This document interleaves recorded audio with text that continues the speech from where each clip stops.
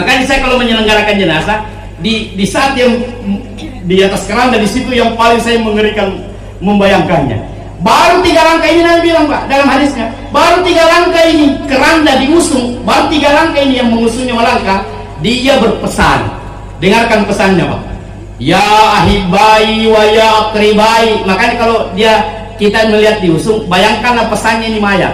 Ya ahibai wa ya akribai, la tagurrannakumud dunya kama qad garratni wa la ya'ibannakumuz zaman kama qad la'ibatni. Wahai anakku, wahai istriku, wahai kerabatku, wahai saudara-saudaraku, wahai sahabatku, jangan engkau ditipu oleh dunia sebagaimana aku telah ditipu olehnya. Sayangnya dia baru sadar Pak kalau dunia itu tipuan ketika di atas keranda. Jangan engkau membuang-buang waktumu sebagaimana aku telah membuang-buangnya. Berapa jam ibu pakai nonton sinetron setiap malam? Jujur ibu, apakah ibu merasa telah membuang-buang waktu Bu?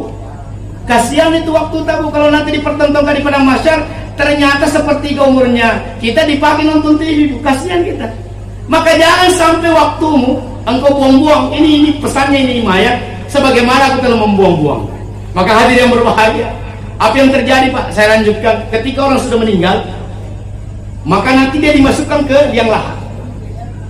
Ketika dimasukkan liang lahat, ini sudah masuklah dia ke alam yang disebut oleh agama alam yang sebenarnya. Dunia ini alam yang main-main saja, permainan saja ini. Bukan kehidupan sebenarnya ini. Kehidupan sebenarnya di sana. Maka orang tua kita, pemuda kita, almarhum Haji Abu Bakar sekarang tengah berada di dunia yang sebenarnya, telah meninggalkan dunia yang hanya permainan. Nabi menyebut dunia ini mataul gurur, innamal hayatud dunya illa lahu walaib, hanya senda guru dan permainan saja. Kehidupan yang sebenarnya di sana, alhamdulillah beliau sudah merasakan kehidupan yang sebenarnya. Dan mukaddimahnya itu kubur Pak. Kubur itu mukaddimah daripada akhirat. Dan bagaimana kejadian kubur itu? Ketika orang meninggal masuk di dalam kubur, saking cepatnya orang itu disadarkan kembali oleh Allah, dia masih mendengar terompak kakinya, suara terompak kakinya orang yang pergi meninggalkan pekuburan. Jadi kalau ketika Bapak pulang menuju rumah, belum 100 meter Bapak dari kubur itu sudah disadarkan kembali itu mayat. Apakah tubuhnya langsung duduk? Wallahu alam. Yang jelasnya alamnya namanya alam barzakh. Dia duduk, di manakah ini? Meninggal maka ini. Allahu Akbar, bukan di dunia ini. Ini kain kafan ini. Dia bayangkan itu Pak, begitu bayangkan nanti kalau kita mengalaminya. Karena seperti bangun dari tidur. Tadi kan tidak disadarkan. Astagfirullah, ini sudah meninggal kain ini, kain kafan ini. Sudah meninggal, baru belum selesai apa yang dialaminya, datanglah kalau dia laki-laki, datanglah seorang wanita, kan ini sama orang saleh saja kita cerita nih. Datang seorang wanita yang sangat cantik. Saking cantiknya, kalau ada orang cantik tercantik di muka bumi ini duduk di dekatnya, merusak suasana kecantikannya ini orang. Saking cantiknya. Ini hanya bahasa ilustrasinya. Ini amal soleh kita Pak. Dan kerjanya ini perempuan dengan harum yang belum pernah kita cium seharum itu, dengan cantik yang lebih cantik. Tidak ada yang mengalahkan kecantikannya. Kalau kita laki-laki, dia menemani kita, itu amal soleh. Mengatakan jangan khawatir, jangan khawatir. Tidak usah khawatir, tenang saja, tenang saja. Di situ mi salata, di situ mi puasata, di situ mi zakata, di situ bantuan tak sama orang, di situ mi dakwata bagi orang yang gemar berdakwah, ada semua di situ. Bergabung di pribadi seorang wanita cantik. Lalu datanglah malaikat Munkar dan Nakir, kita aman-aman saja. Kenapa? Karena amal kita yang bantu menjawab. Bagaimana kalau tidak ada salat, tidak ada puasa, tidak ada zakat, yang ada hanya poya-poya, yang adanya dosa?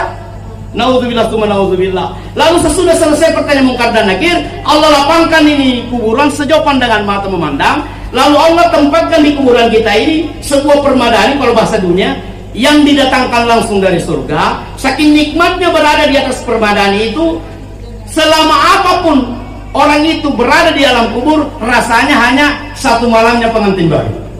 Bagaimana rasanya satu malam pengantin baru Pak? Lama atau sebentar? Itulah enaknya tidur di atas permadani. Kemudian langsung Allah bukakan satu celah, tembus kepada surga dan tempatnya dia.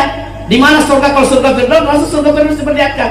Makanya apa teriakannya setiap hari? Allahumma ajil salam, pakai ain. Allahumma ajil ya Allah, segera kiamat ya Allah. Aku sudah tidak sabar lagi ingin berada di tempat itu ya Allah, segera kiamat ya Allah. Mudah-mudahan orang tua kita Haji Abu Bakar lah yang mengalami keadaan ini. Allahu Akbar. Bagaimana pendosa? Terbalik, Pak.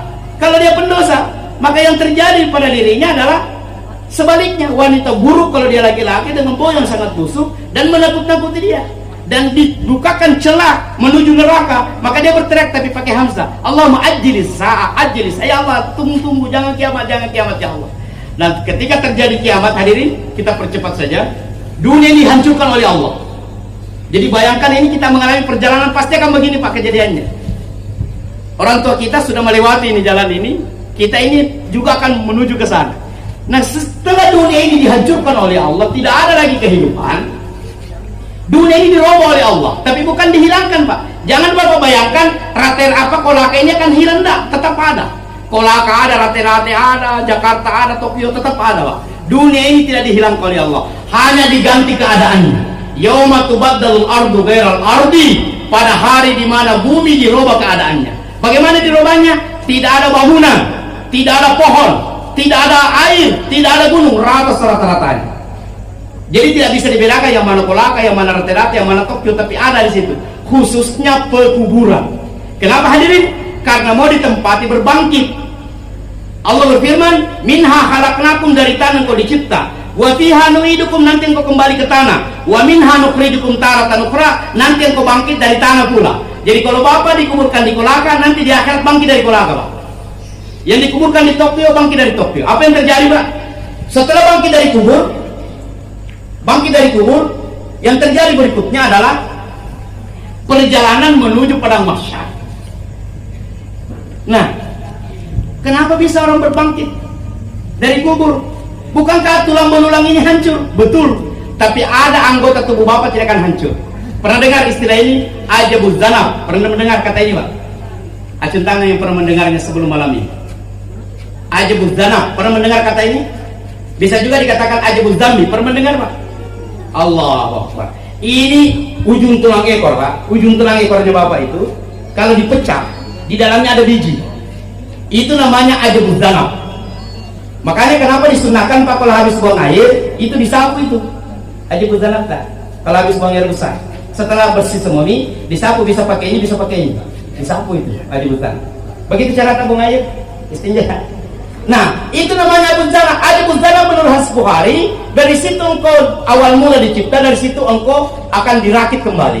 Ternyata biarpun jutaan tahun Bapak berada di tanah, semua yang lain hancur, ajabuz zanab tidak hancur. Biarpun dibakar, biar dipalu-palu, tidak bisa hancur ini. Ajabuz zanab tetap dia bertahan.